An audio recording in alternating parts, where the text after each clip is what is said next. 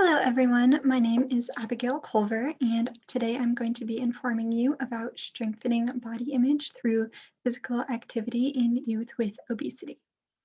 Obesity is defined as a BMI or body mass index score of 30 or a BMI score of at or above the 95th percentile, which means that one's BMI score is greater than 95% of their same aged and peers with their same sex.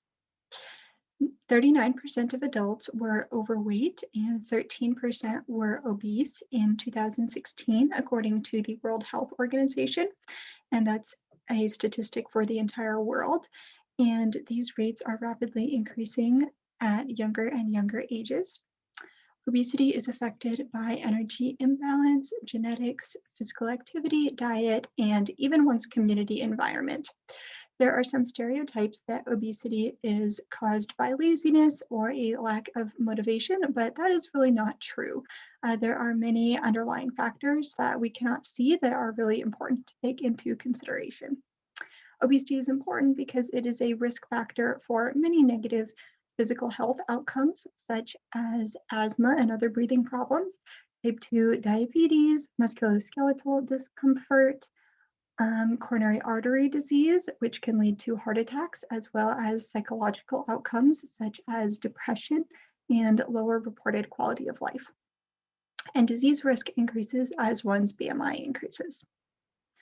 So moving on to body image. Body image is how one subjectively assesses one's appearance, so how one perceives the way that one looks. And there can be body image disturbances in the form of distortions or dissatisfaction with one's body weight or body shape. This could be a negative self-evaluation or discrepancies between one's perceived ideal and real figures. Body image disturbances also have consequences such as disordered eating, low self-esteem, depression, and poor nutritional and physical activity behaviors, such as eating too much or not eating enough, or exercising excessively or not exercising enough. So lastly, in this introductory section, I will talk about why I'm focusing on youth and why youth are important.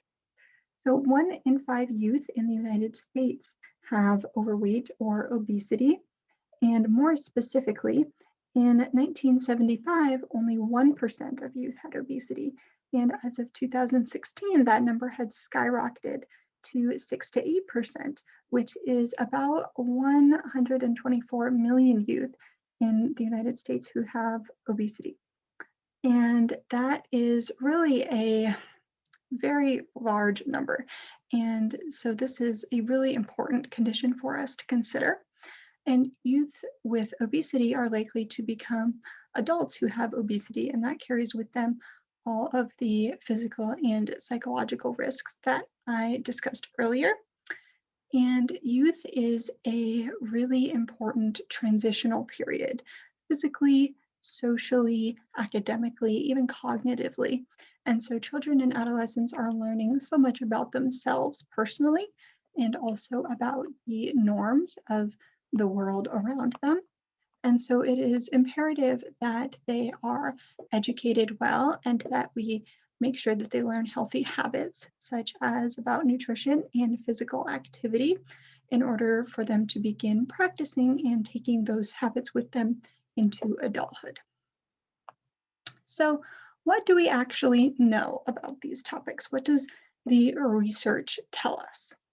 So, about obesity and body image, the research tells us that obesity is associated with low perceived competence, low self-worth, low self-esteem, mood disorders such as depression and anxiety, disordered eating, and body dissatisfaction. A number of different studies also show that youth with obesity are more likely to experience body image dissatisfaction compared to their normal weight peers.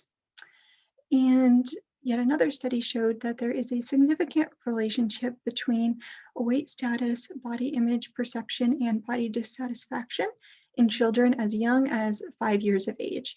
So body dissatisfaction and these negative self-evaluations can start very, very young.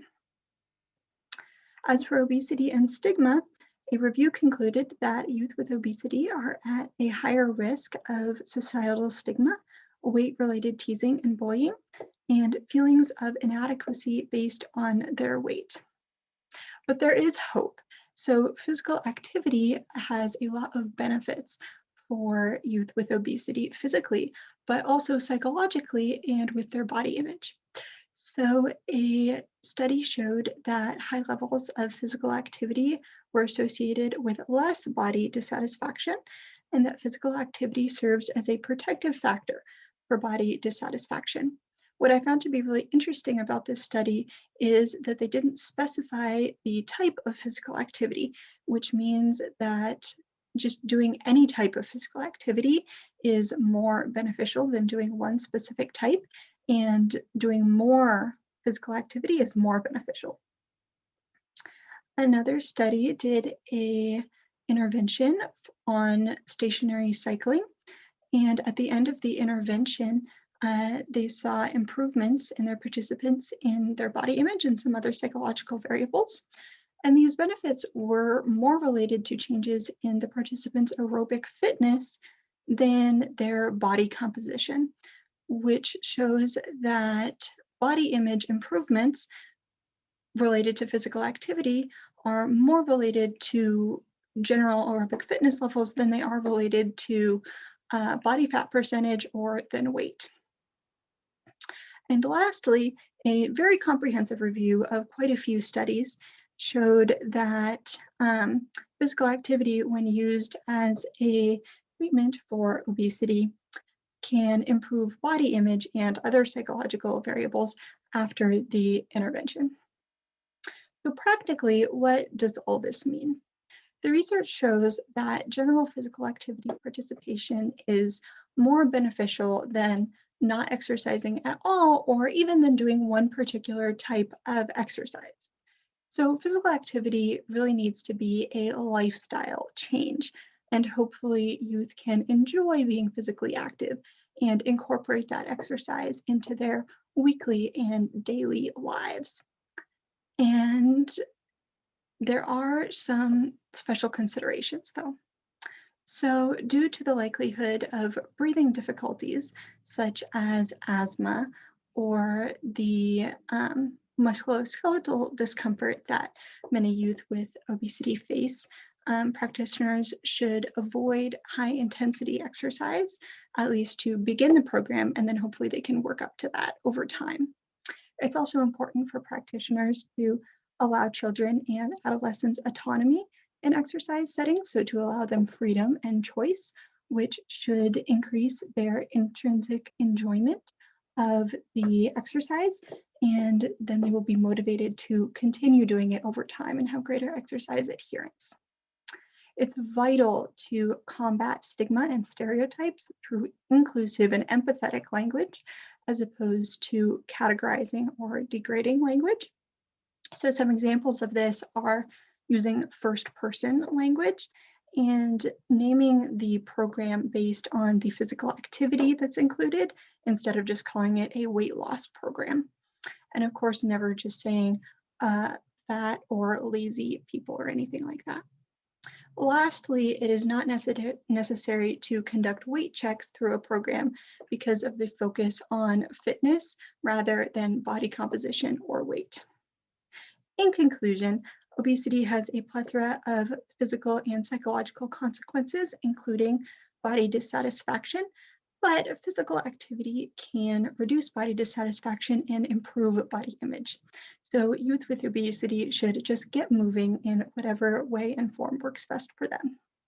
There are some future directions, such as mechanisms that underlie the link between physical activity and body image, and how youth physical activity behavior contributes to adult physical activity behavior and obesity risk, and how the psychological benefits of physical activity are maintained over time.